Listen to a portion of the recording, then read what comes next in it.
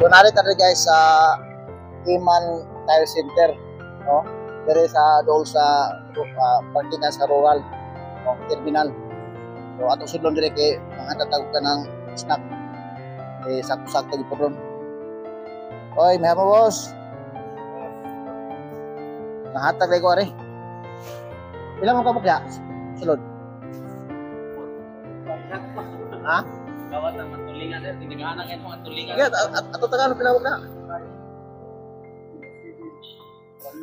Walo? Sige. Dayon, ako na ipapasok ko na sunod kasi po makabalik ko ang kanang palamig ba. Oo ka nagpalamig.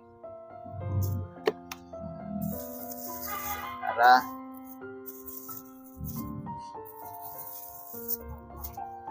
okay. Wala mo ka buhok? Oh. Ah.